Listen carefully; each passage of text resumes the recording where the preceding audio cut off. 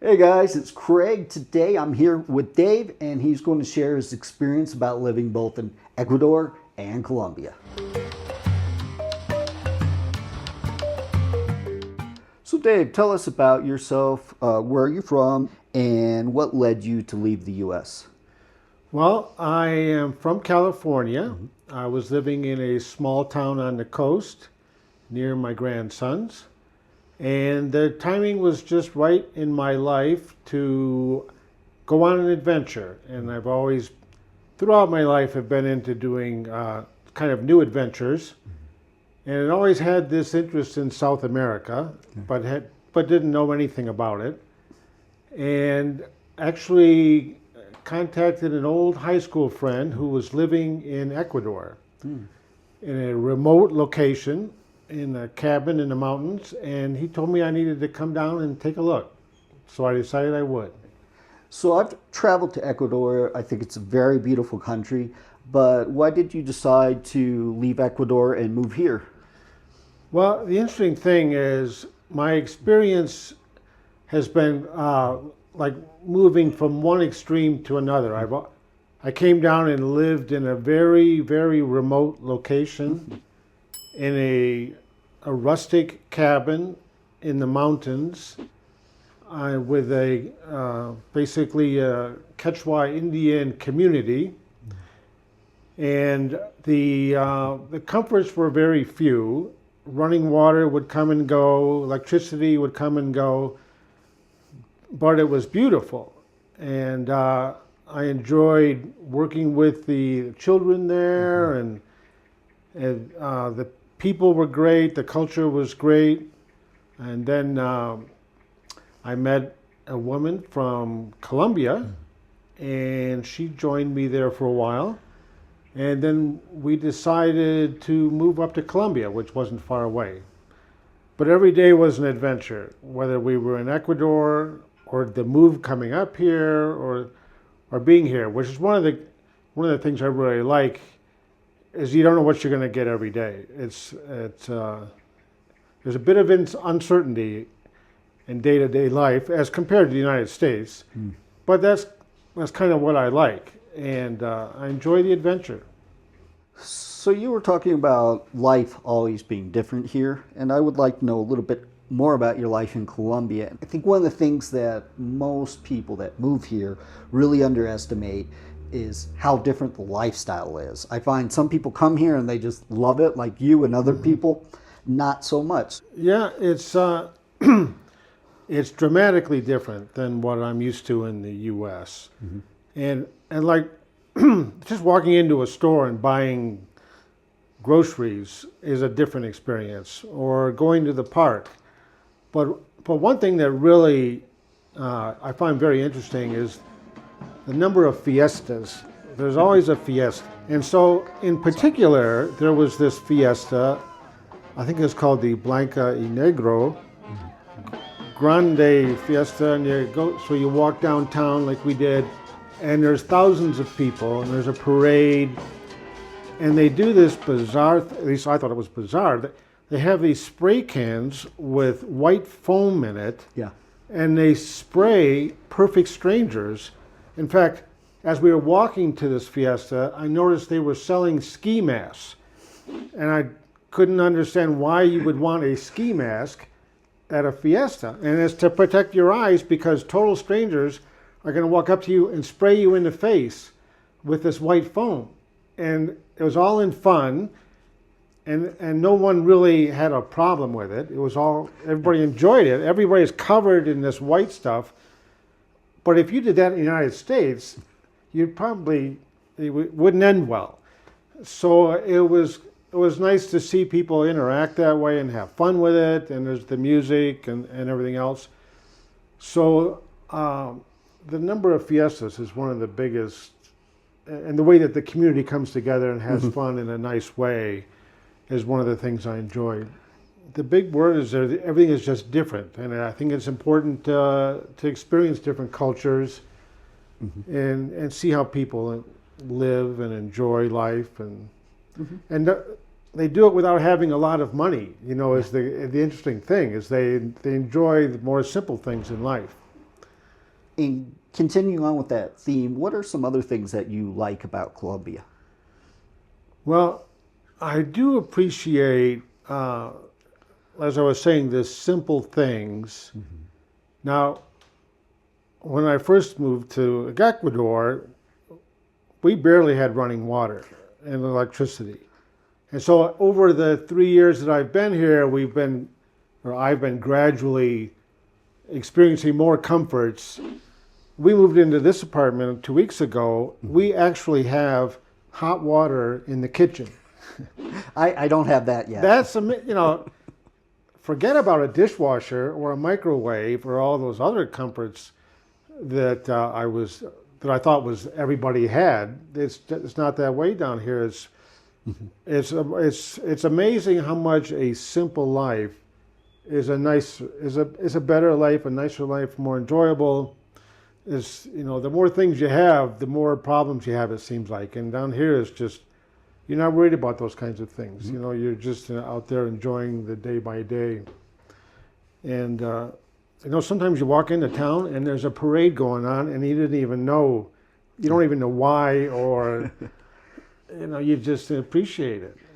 And then on the other side, all of us expats, we have our dislikes. And sometimes there's one major pet peeve we have. For example, with me, it's driving. And I don't know what it is with Colombians. Like when they get in their car, it's like their thinking brain turns off. What are some of your dislikes? Well, there's not a lot, but I'll tell you what, I don't drive. I bought a car, which was quite an experience, and I'm glad I did. But it's chaos in those roads, and I don't want to get involved.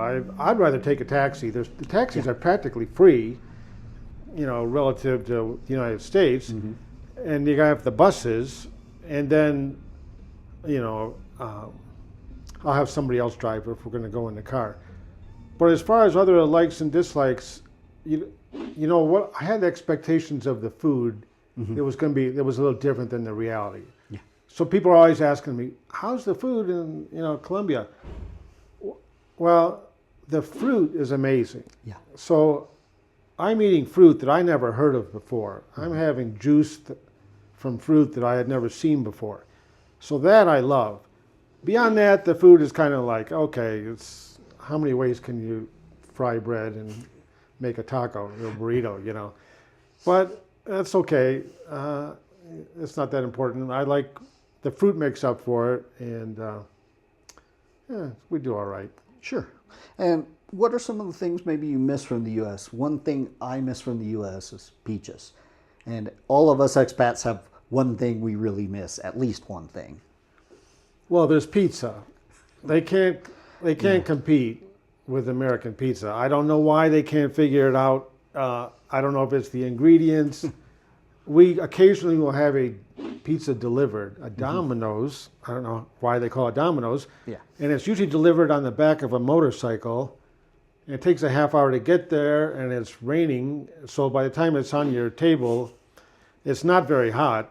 And it just doesn't have the zip that an American pizza has. And ice cream. They can't figure out ice cream either. Well, they do it their way. They do it their way. So what are 3 tips you'd give to people that are considering moving to Colombia? Well, I think they should have an understanding of how they're going to manage financially, primarily. Yeah. That's the first thing. Yes, it's less expensive in many ways. I had someone come to the house and give me a haircut for $4, and the rent is much lower. But there are expenses, and so you have to really understand what those are going to be, and where your money's going to come from, and what standard of living you want to have here. Because you can rent an apartment for $150 or $200, but you probably are not going to be happy with the standard of living that you get as a result. So kind of figure that out, and have an understanding of how you're going to communicate with people back home, because the whole cell phone thing, it can be a little different. So for example, I have AT&T on my cell phone, and I can, if I'm on Wi-Fi here, I can make phone calls and do whatever I want. But if I don't, I have to go live on my AT&T, which is $12 a day, up to a certain max in a month. And so, you know, if you're depending on things like Wi-Fi and internet, have an understanding of how that's going to work. Like, I need internet because I do a lot of work online. Mm-hmm. And when I was living in the cabin in Ecuador, it didn't work out very well. I need to do like video streaming and that kind of thing. So to me, at least, maybe not for a lot of people, but for me, having an understanding of technology and how it's going to work down here is an important part of it. And it's hard to think of a third one, you know, as far as getting ready to come down here, but, you know, just, you have to be open-minded, I suppose, is a big, you Really have to be open-minded. patient, Mm-hmm. because it doesn't move as fast as it does in the U.S. And if you're trying to get something done, it's probably going to take longer, and it's not going to be the exact experience you're expecting. So you have to be open-minded to things going differently, Mm-hmm. and they're still just as good as it turns out. It's just not exactly how you had it back home, Mm-hmm. you know. You seem very happy here in Colombia. Do you plan on staying here, and if so, why?